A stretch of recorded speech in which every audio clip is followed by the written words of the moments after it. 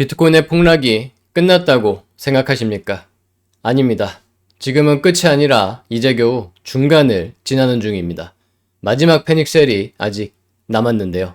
최근 비트코인의 RSI가 15까지 떨어지면서 과거처럼 반등할 것이라는 희망회로가 돌아가고 있습니다. 하지만 이번 폭락은 완전히 다른데요.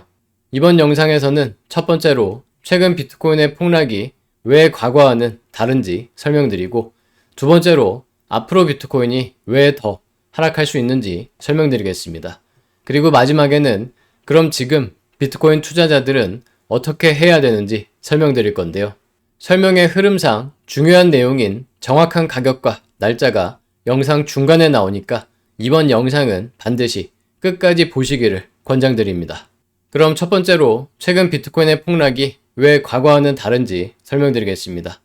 과거 비트코인의 RSI가 15까지 떨어졌던 적은 올해 2월 폭락 때와 2020년 3월 코로나 사태 때 두 번이었습니다. 두 번 모두 반등을 했으니까 이번에도 반등할 수 있다는 건데요. 6월 들어서 일주일 만에 마이너스 20%가 급락했으니까 잠깐 동안 조금은 반등할 수도 있겠습니다.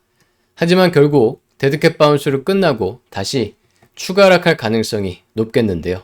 올해 2월에 비트코인이 하락한 이유는 새로운 연준 의장 때문이었죠. 금리 인하는 물 건너가고 오히려 금리가 인상될 것이라는 걱정이 터졌습니다. 그래서 비트코인뿐만 아니라 주식과 골드까지 금융시장 전체가 하락을 했는데요.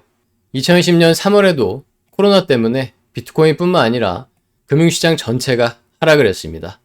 즉 올해 2월과 2020년 3월 모두 하락할 이유가 있었던 겁니다. 하지만 지금은 비트코인만 하락을 하고 있습니다.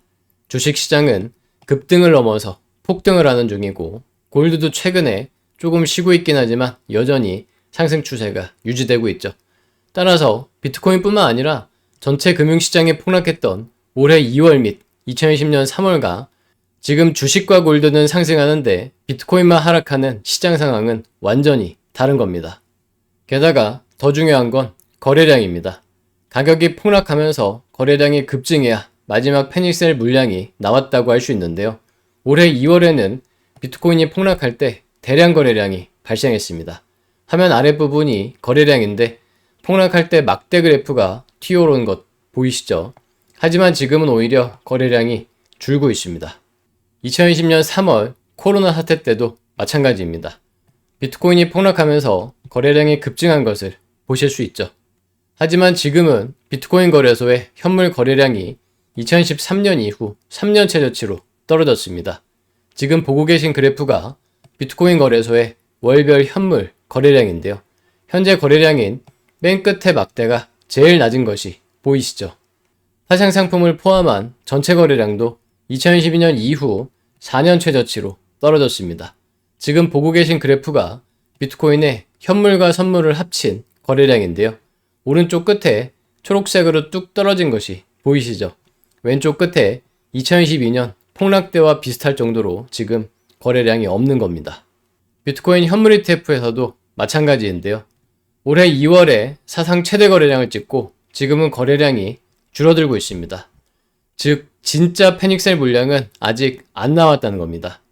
따라서 앞으로 비트코인이 진짜 저점을 찍으려면 올해 2월처럼 패닉셀 물량이 쏟아져 나와줘야 합니다. 정리하면 이번에 비트코인이 급락해서 RSI가 15까지 떨어진 것은 올해 2월 및 2020년 3월과는 시장 상황도 다르고 거래량도 다른 상황이기 때문에 비트코인이 여기서 저점을 찍고 바로 상승 추세로 바뀔 가능성은 낮다고 볼 수 있겠습니다. 두 번째로 앞으로 비트코인이 왜 더 하락할 수 있는지 설명드리겠습니다. 이번 주부터 다음 주까지 비트코인을 끌어내릴 폭탄들이 줄줄이 나오는데요. 제일 강력한 폭탄은 일론 머스크의 스페이스X 상장입니다. 6월 12일 금요일에 상장을 하는데요. 지금 스페이스X가 전 세계 금융시장에 돈을 다 빨아들이고 있죠. 이미 목표치의 2배치를 채워서 무려 230조 원이 몰렸다고 합니다. 앞으로도 이번 주 상장 전까지 추가로 돈이 더 몰릴 것이고, 상장 이후 다음 주에도 추가로 돈이 계속 몰릴 건데요. 한마디로 스페이스X 때문에 비트코인과 금융시장에서 돈이 씨가 마른다는 겁니다. 그리고 그전에는 미국의 물가지표 발표가 있는데요. 우리나라 시간으로 10일 수요일과 11일 목요일 저녁 9시 30분에 발표됩니다. 지난주에는 고용지표가 예상보다 좋게 나오면서 금리 인상 가능성이 높아지니까 주식시장은 급락을 하고 비트코인도 6만 달러가 무너진 건데요. 이번 주에 물가지표까지 높게 나온다면 금리 인상 가능성은 더 높아질 것입니다. 그래서 금융시장은 올해 10월에 연준이 금리를 최초로 인상하고 내년에도 추가로 인상할 것으로 전망하고 있습니다. 지금 보고 계신 표가 연준의 금리 전망인데 2026년 10월 28일에 42%의 확률과 2027년 3월 17일에 32%의 확률로 금리가 인상될 것으로 전망되고 있는 겁니다. 금리 인상 가능성이 계속 높아지면 주식과 골드뿐만 아니라 비트코인도 추가로 하락을 할 것인데요. 근데 바로 다음 주에 연준의 금리 결정이 있습니다. 우리나라 시간으로 18일 목요일 새벽 3시에 결과가 나오는데요. 이번에는 금리가 동결될 것이지만 언제 금리 인상을 할지 신호를 줄 것으로 예상되고 있습니다. 예상보다 금리 인상이 빨라지면 비트코인이 하락하게 될 것이고 예상보다 금리 인상이 늦어지면 비트코인이 반등할 수 있을 것인데 지금은 금리 인상이 빨라질 가능성이 높아지고 있습니다. 왜냐하면 유가를 끌어올려서 물가도 끌어올리는 이란 전쟁이 끝날 기미가 없는데요. 월드컵을 앞두고 미국이 잠깐 쉬는 동안 이스라엘과 이란은 또 싸우고 있습니다. 게다가 이란은 호르무즈 해협을 통과하는 배들에게 통행료도 받기 시작했는데요. 배 한 척당 무려 30억 원을 넘게 받습니다. 이 통행료는 유가를 그만큼 끌어올릴 것인데요. 한마디로 중동판 봉이김선달이죠. 또한 이란은 호르무즈 해협뿐만 아니라 홍해까지 추가로 봉쇄하겠다는 협박을 하고 있는데요. 만약 홍해까지 봉쇄되면 유가는 150달러를 넘어서 200달러까지도 폭등할 수 있습니다. 그리고 유가 폭등은 비트코인도 폭락시킬 겁니다. 정리하면 이번 주와 다음 주에 스페이스X 상장, 미국의 물가지표, 연준의 금리 결정까지 비트코인을 하락시킬 수 있는 폭탄들이 줄줄이 터지는 건데요. 과연 비트코인이 6만 달러에서 잘 버틸 수 있을까요? 다음은 비트코인의 반감기와 4년 사이클을 기준으로 비트코인이 언제 어디까지 하락할 수 있는지 설명드리겠습니다. 이번 영상에서 제일 중요한 내용이니까 다시 한번 집중하시기 바랍니다. 이제는 너무 오래된 것만 같은 비트코인의 최고점 기억하시나요? 2015년 10월 6일에 최고점인 12만 6천 달러를 찍었었죠. 그때부터 지금까지 244일 동안 마이너스 53%를 폭락한 건데요.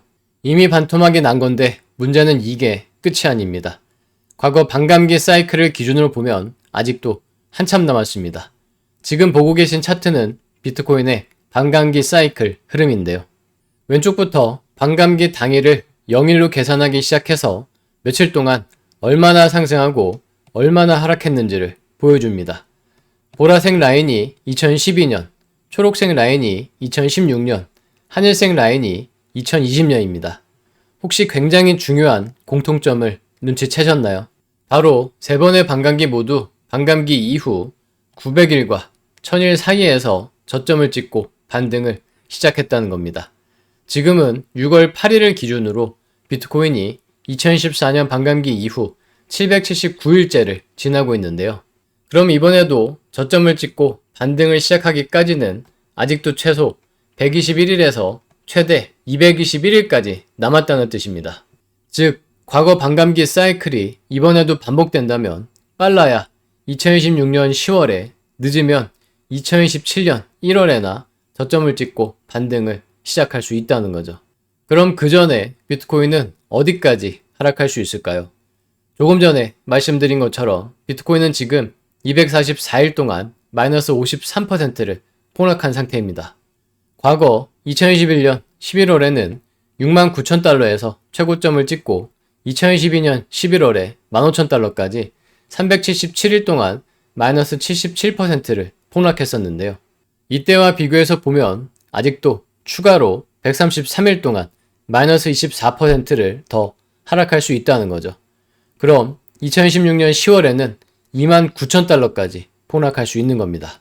그리고 과거 2017년 12월에는 19,000달러에서 최고점을 찍고 2018년 12월에 3,000달러까지 364일 동안 마이너스 84%를 폭락했었는데요. 이때와 비교해서 보면 아직도 추가로 120일 동안 마이너스 31%를 더 하락할 수 있다는 것이고요. 마찬가지로 2026년 10월에는 2만 달러까지 폭락할 수 있다는 겁니다. 정리하면 과거 반감기와 4년 사이클을 기준으로 봤을 때 짧게는 2026년 10월에서 길게는 2027년 1월까지도 하락장이 이어질 수 있는 것이고요. 가격은 최소 29,000달러에서 최대 2만 달러까지도 하락할 수 있다는 겁니다. 세 번째로 그럼 비트코인 투자자들은 어떻게 해야 되는지 설명드리겠습니다. 비트코인은 지금 굉장히 중요한 가격대에 걸쳐 있는데요. 바로 2021년부터 이어지는 6만 달러 지지저항입니다. 조금 반등하고는 있지만 뚫리기는 한 거죠. 그래서 저는 6만 달러가 무너지고 추가 하락할 가능성이 크다고 생각하는 건데요. 그 밑으로는 더 중요한 가격들이 있습니다. 6만 달러 밑으로는 비트코인 현물 ETF가 나온 2014년에 5만 달러와 4만 달러의 저점을 찍었는데요. ETF 투자자들이 비트코인을 매집한 매물대로 튼튼한 바닥이 될 수 있는 거죠.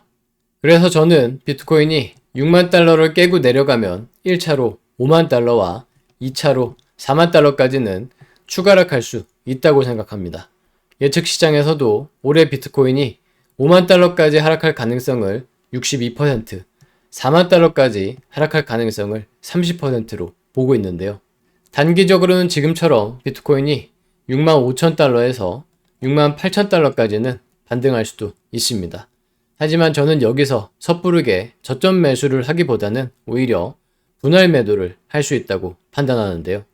신규로 매수 포지션을 들어가는 것은 6만 8천 달러가 돌파되고 7만 달러까지 회복이 돼야 가능할 것 같습니다.